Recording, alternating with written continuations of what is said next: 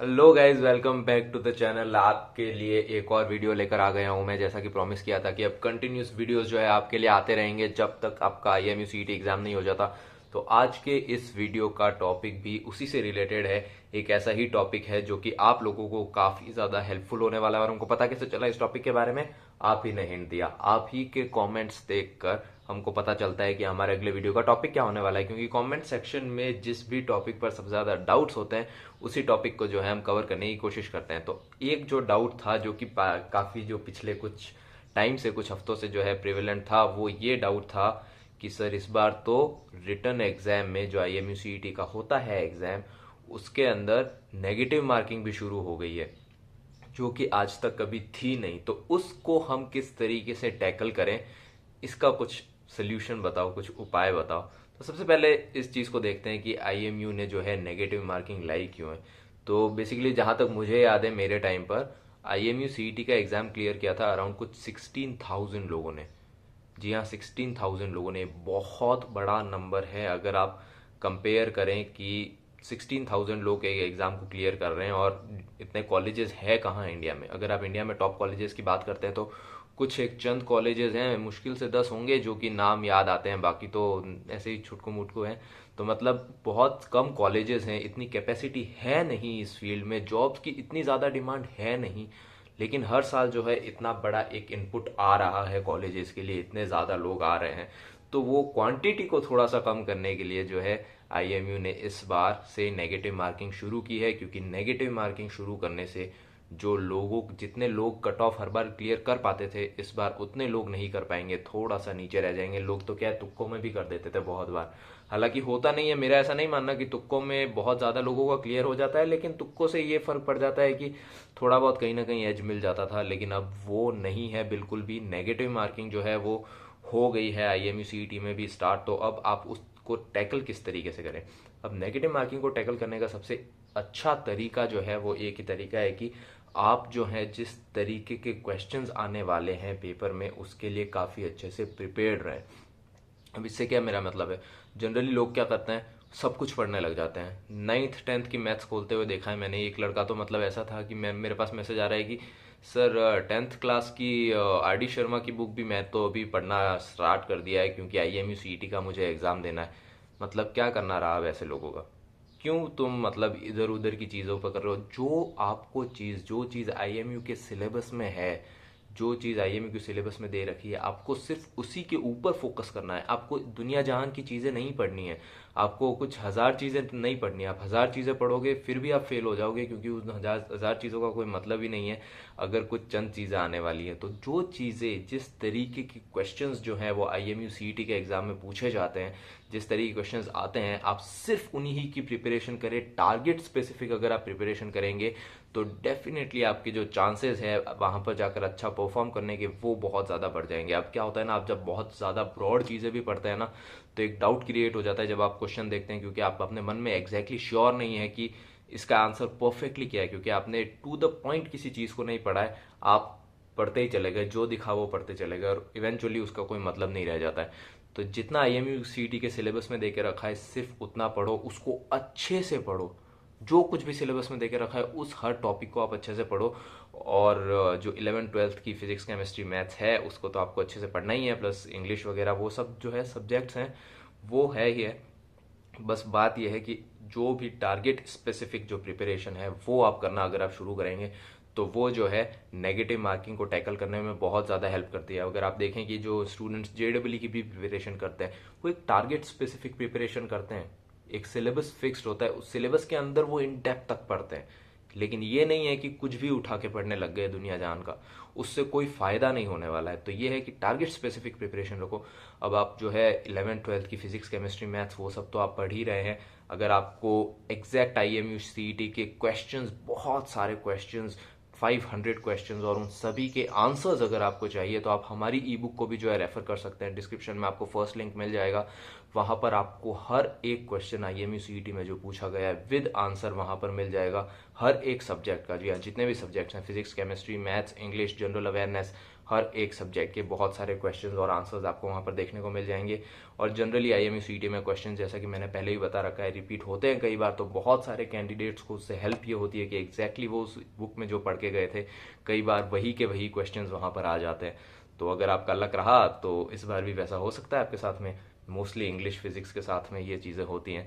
तो अगर आपको प्रिपरेशन अच्छे से करनी है बेसिक से, स्टार्टिंग से, अगर आपको 11th-12th का पूरा उसमें नहीं जाना कि इन डेप्थ आपको पढ़ना है, 11th-12th नहीं पढ़ना है अगर आपको, तो आप इससे भी प्रिपरेशन कर सकते हैं। लेकिन अगर आप ये नहीं लेना चाहते तो भी कोई बात नहीं, मैं ये नहीं कह रहा आपका IMU CET क्लियर नहीं होगा, फिर भी टॉप कर सकते हैं कंसिडरिंग कि आपने 11th और 12th बहुत ज़्यादा अच्छे से पढ़ी है।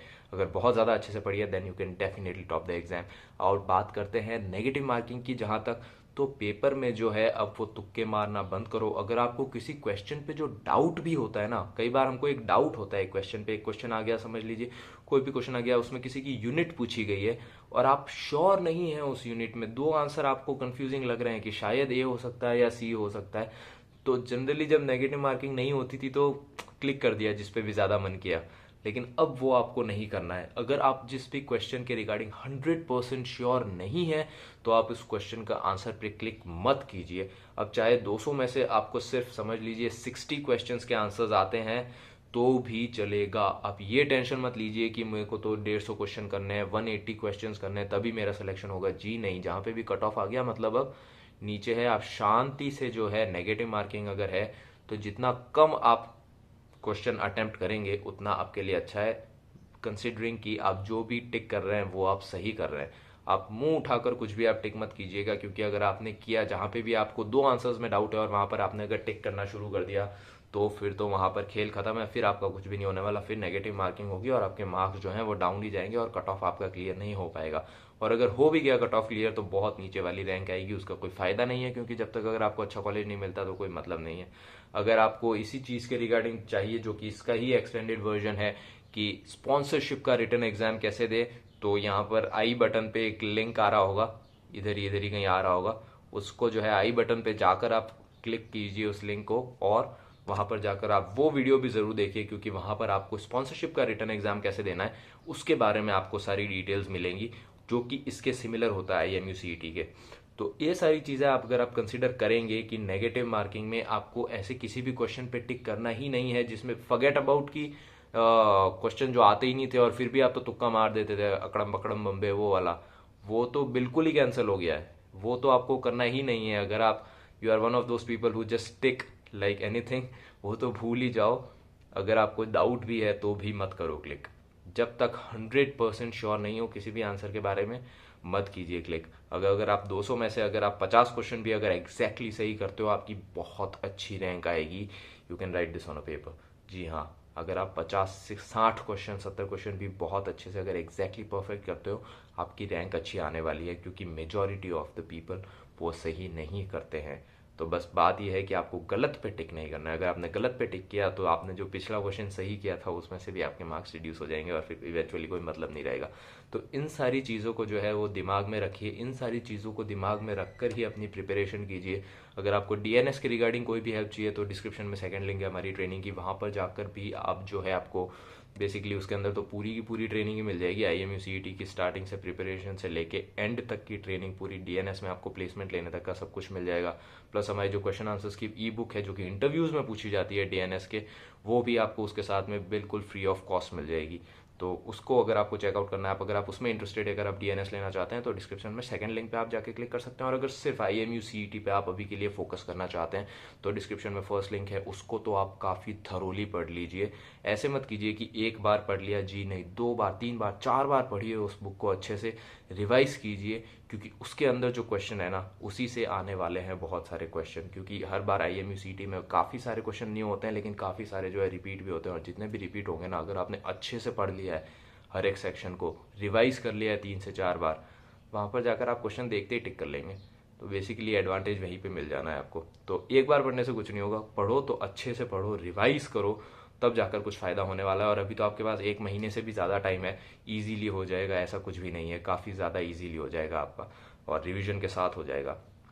तो चीज़ पे फोकस करो, IMU CET के रिटन एग्जाम पे फोकस करो, अच्छी रैंक लाने पे फोकस करो, तभी आपको एक अच्छा कॉलेज मिलेगा। और ये सारे फोकस के साथ हमारा चैनल, हमारे वीडियोस जो है वो फॉलो करते रहिए। हर रोज़ आपके लिए वीडियोस आ रहे हैं, ऐसे इन्फॉर्मेशनल वीडियोस जो कि आपकी हेल्प करेंगे। अगर आपने चैनल को अभी तक सब्सक्राइब नहीं किया है, उसको भी सब्सक्राइब करो। सब्सक्राइब नहीं करोगे तो आपको वीडियोस का पता कैसे चलेगा, नोटिफिकेशन कैसे आएगा। और बहुत बार तो हम जैसे एक्सक्लूसिव ऑफर्स भी देते थे, जैसे अभी दे रखा है फिलहाल स्पॉन्सरशिप की ट्रेनिंग पे 200 रुपीज़ ऑफ चल रहा है फिलहाल। और ये जो चीज़ें होती है वो लिमिटेड टाइम पीरियड के लिए होती है। अगर आपको इमीडिएटली नोटिफिकेशन नहीं आया तो फिर बाद में 2-3 दिन बाद में तो ऑफर भी खत्म हो जाएगा, फिर उसका क्या मतलब है। तो ये सारी चीज़ें जो हैं वो आप दिमाग में रखिए। सब्सक्राइब कीजिए चैनल को, ताकि आप ही को जो है उसका बेनिफिट हो। हम जो भी वीडियोस निकालते हैं वो आप ही के बेनिफिट के लिए निकालते हैं, और उसी से आपको फ़ायदा होता है। तो चैनल को सब्सक्राइब करो, नोटिफिकेशन को भी ऑन करो। और अगर आपको कोई भी डाउट है तो कमेंट सेक्शन में कमेंट करके ज़रूर हमारे साथ जो है आपके डाउट्स जो है साझा कीजिए। हम उन डाउट्स के जवाब जो है ज़रूर आपको देने की पूरी पूरी कोशिश करेंगे। और अगर वीडियो अच्छा लगा हो तो लाइक किए बिना बिल्कुल मत जाना। अभी के लिए इतना ही, अगले वीडियो में जल्दी मिलता हूँ, तब तक के लिए गुड बाय।